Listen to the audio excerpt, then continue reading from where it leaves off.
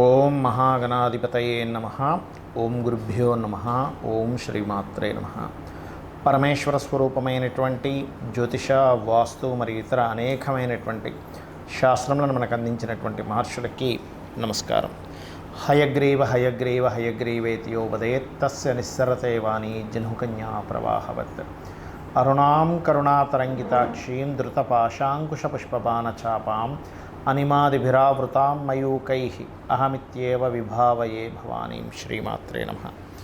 మనం ఈరోజు నవంబర్ మాస ఫలితాలు ఏ విధంగా ఉన్నాయి చెప్పుకునే ముందు ఇక్కడ ఏంటంటే అసలు గ్రహస్థితి ఏ విధంగా ఉంది అని చెప్పి చూసుకున్నట్లయితే, గ్రహస్థితి మనకి నవంబర్ మాసంలో గురువు వృషభ రాశిలో వక్రించున్నాడు, మీనంలో రాహువు, కన్యలో కేతువు, అదేవిధంగా కర్కాటకంలో నీచబడినటువంటి కుజుడి యొక్క స్థితి ఉంది. అలాగే మరొక విషయం ఏంటంటే, ఈ యొక్క తులారాశిలో రవి 16వ తేదీ నుంచి వృశ్చికంలోకి మారుతున్నాడు. ఎప్పుడైతే వృశ్చిక రాశిలో శుక్ర బుధులు ఉన్నారో, ఈ శుక్రుడు 7వ తేదీ నుంచి ధనస్సులోకి మారడము, ఆ బుధుడు అక్కడే ఉంటున్నాడు కాబట్టి మనకి దాదాపుగా 20వ తేదీ చేంజ్లో వక్రిస్తున్నాడు కూడా.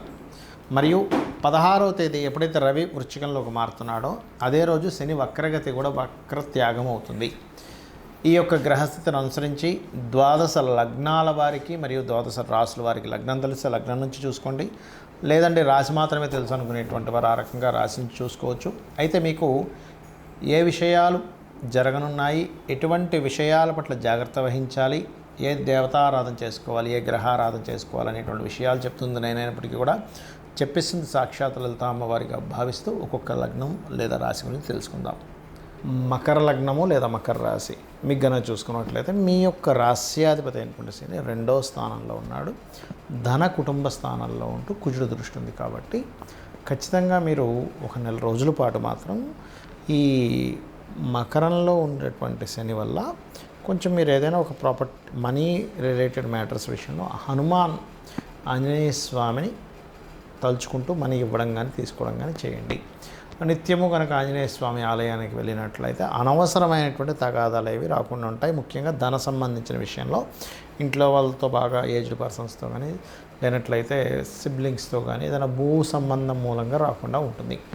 అలాగే మరొక విషయం ఏంటంటే, కాస్త వివాహ ప్రయత్నాలు, వివాహ సంబంధించిన విషయంలో కూడా 7వ స్థానంలో కుజుడు ఉన్నందుకు కొంత స్ట్రెస్ ఉంటున్నప్పటికీ కూడా ఆ కుజుడు నీచభంగ రాజయోగంలో ఉన్నందుకు గతంలో ఇంక ఈ సంబంధాలు అవ్వదు, ఇంకా వివాహమే అయ్యేటట్లేదు అనుకునేటువంటి స్థితి నుంచి కూడా సడన్గా వివాహం అవ్వడం ఇటువంటివి గోచరిస్తున్నాయి.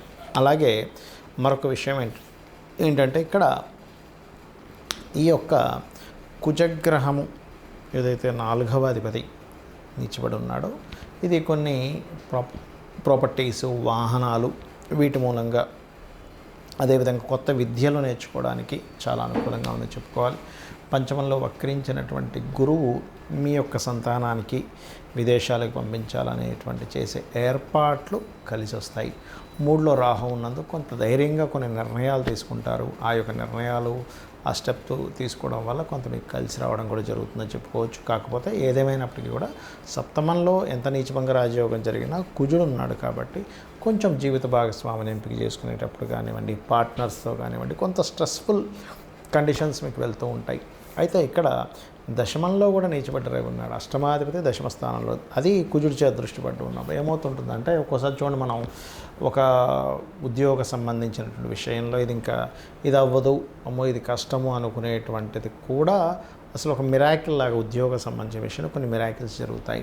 పుణ్యక్షేత్ర దర్శనం చేసుకోండి. 9వ స్థానంలో కేతు ఉన్నందుకు, ఎందుకంటే ఎప్పుడు కూడా 9వ స్థానంలో కేతు ఉన్నప్పుడు ఎక్కువ పుణ్యక్షేత్ర దర్శనాలు చేసుకోవాలి. అది మీకు పూర్వజన్మలో ఉన్నటువంటి ఏదైతే కర్మలు ఏవైతే మనకు అడ్డుపడుతుంటాయో, మనం ఒక సాధన చేస్తున్నాము లేకపోతే ఒక ప్రయత్నం చేస్తున్నాము, ఆ యొక్క ప్రయత్న సంబంధించినటువంటిది కేతువు ఎప్పుడైతే ఉన్నాడో కాస్త మీరు పుణ్యక్షేత్రాల్లో ముఖ్యంగా గణపతి ఆలయాలకు వెళ్ళడం, ఎనీ అమ్మవారి ఆలయాలకు వెళ్ళడం అనేటువంటిది మీకు మంచి ఫలితాలు ఇస్తుంది.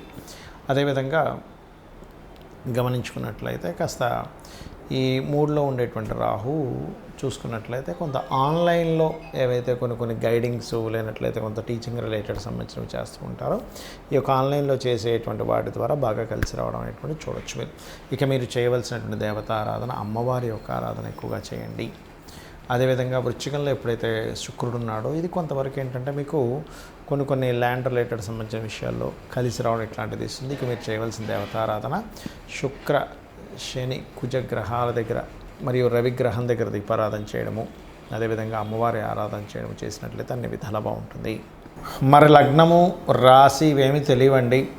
నీచబడినటువంటి కుజుడు శనిని చూస్తున్నాడు కదా, నీచబడినటువంటి కుజుడు నీచబడ్డ రవిని చూస్తున్నాడు కదా. మరి ఏమీ తెలియనటువంటి వారు జనరల్గా తీసుకోవాల్సిన జాగ్రత్తలు ఏమిటి అంటే ఒకటే గుర్తుపెట్టుకోండి, ఎప్పుడైనా కుజుడు ఈ రకంగా నీచబడ్డప్పుడు, నీచభంగా రాజయోగం జరిగినప్పుడు ఏం జరుగుతుంది అంటే అసలు ఊహించని విధంగా ల్యాండ్ రేట్స్లో హైప్ అవుతుంటుంది, డౌన్ అవుతుంటుంది. గుర్తుపెట్టుకోండి, అరే మొన్ననే కదా ఇంత తక్కువగా వచ్చింది, వెంటనే ఇంత రేట్ పెరిగిపోయిందా అనేటువంటి ఫీలింగ్ వస్తుంది. అలాగే రాజు కారకుడైనటువంటి రవి మీద కుజుడు దృష్టి, దీనివల్ల ఏంటంటే కొంచెం దేశాల అధికారుల మధ్య దేశాల మధ్య ఉండేటువంటి తీవ్రత పెరుగుతుంది. ఎందుకంటే ఇక్కడ శనిని కూడా కుజుడు చూస్తున్నాడు. ఇది గోచారంలో జరిగేవి. మరి జనరల్ పబ్లిక్ ఎటువంటి జాగ్రత్తలు తీసుకోవాలి? ముఖ్యంగా ఎవరైనా సరే ల్యాండ్స్ తీసుకునే విషయంలో, ప్రాపర్టీస్ తీసుకునే విషయంలో, వాహనాల మీద వెళ్ళేటువంటి అంశాల్లో జాగ్రత్తగా ఉండాలి.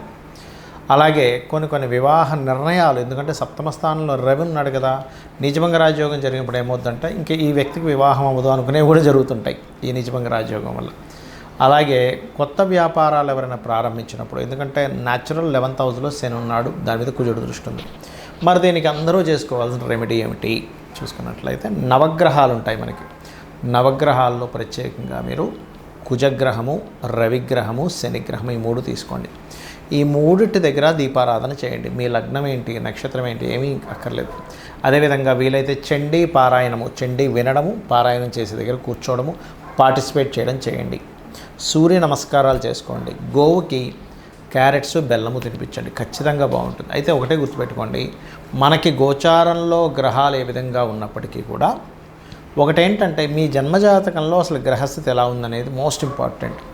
ఎవరైనా సరే ఈ జన్మలో మనం ఇక్కడికి వచ్చి అనుభవిస్తున్నాం, ఒక మంచి కావచ్చు, ఒక ఇబ్బంది కావచ్చు అనుభవిస్తున్నాం అంటే పూర్వజన్మలో మనం చేసుకున్న పుణ్యము లేదా మనం తెలుసో తెలియకో చేసిన తప్పిదాల వల్లే అనుభవిస్తూ ఉంటాడు మనిషి. అలాగే మరొకటి కూడా ఉంటుంది, మన పూర్వీకులు ఇప్పుడు చూడండి, మనం తండ్రో తాతో ముత్తాతో వాళ్ళు చనిపోయిన వాళ్ళకి పిండ ప్రదానాలు ఆబ్దికాలు చేస్తూ ఉంటారు. అవి చేసేటువంటి సరిగ్గా లేకపోయినా అంటే మీరు ఇంతకుముందు ఎత్తినటువంటి జన్మలకు సంబంధించిన వాళ్ళు ఎవరైనా సరిగ్గా చేయకపోయినా కూడా మీరు ఇక్కడ ఇబ్బంది పడుతుంటారు, అది గుర్తుపెట్టుకోండి. కాబట్టి మీరు చేయవలసింది ఏమిటంటే అమావాస్యకి మీ పితృదేవతల కోసమని మీరు దానం ఇవ్వడం. ఎందుకంటే పితృదేవత అనుగ్రహం కూడా చాలా ముఖ్యం.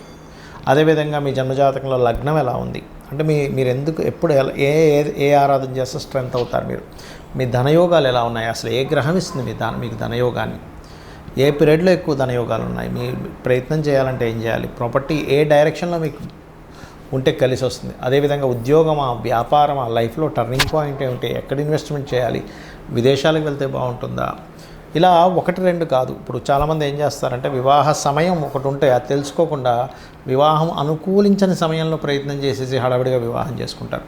అప్పుడు ఆ కాలం అనుకూలించట్లేదు కాబట్టి మీకు అది కనెక్ట్ అవ్వదు. అంటే ఎలా అంటే ఇప్పుడు చూడండి, బాగా ఎండాకాలం ఉంది, బాగా పెద్ద స్వెటర్ వేసేసుకున్నాం, ఏమవుతుంది ఉక్కబెట్టేసి ఉంటుంది లోపల, ఉండలేడు అవి ఎండకి. అలా కాకుండా చలికాలం అయితే ఉంటుంది. అంటే కాలం బట్టి మన దుస్తులు మనం చేసేటువంటివి ఎలా ఉంటాయో ఎట్ ఏ సేమ్ టైం మీకు అనుకూలించేటువంటి వివాహ సమయము, అనుకూలించేటువంటి విదేశీ యోగము, అనుకూలించేటువంటి కొన్ని ఇన్వెస్ట్మెంట్ సమయాలు ఉంటాయి. అది తెలుసుకోకుండా చేసేటువంటి మిస్టేక్స్ వల్ల ఇబ్బంది వస్తూ ఉంటుంది. అదేవిధంగా కొంతమంది వ్యాపార విషయాల్లో కూడా ఏ వ్యాపారం కలిసి వస్తుందో చూసుకోకుండా వ్యాపారాల్లోకి ఎంటర్ అవ్వడం, తద్వారా ఇబ్బంది పడడం జరుగుతూ ఉంటుంది. అలాంటప్పుడు అసలు ఎట్లాంటి వ్యాపారాలు, సర్వీసెస్ ఇచ్చేవేమైనా పనికి వస్తాయా, లేదంటే జాబే చేసుకోవాలా, ఇంకేదన్నా అనేటువంటిది మీ పర్సనల్ చార్ట్లో ఉంటుంది. ఇలాంటి చిన్న తప్పిదాల వల్ల కూడా మనం ఇబ్బంది పడుతూ ఉంటాం. అయితే ఒకటే చెప్తాను నేను మీకు, ఏది ఎలా ఉన్నా అమ్మవారి పాదాలను ఆశ్రయించి నిత్యము అమ్మవారి ఆరాధన, లలితా సహస్రనామాలు చేయండి. మీ జాతకం ఎలా ఉన్నా కూడా అమ్మవారే మిమ్మల్ని దగ్గర నుండి చూసుకుంటుంది. శ్రీమాత్రే నమః.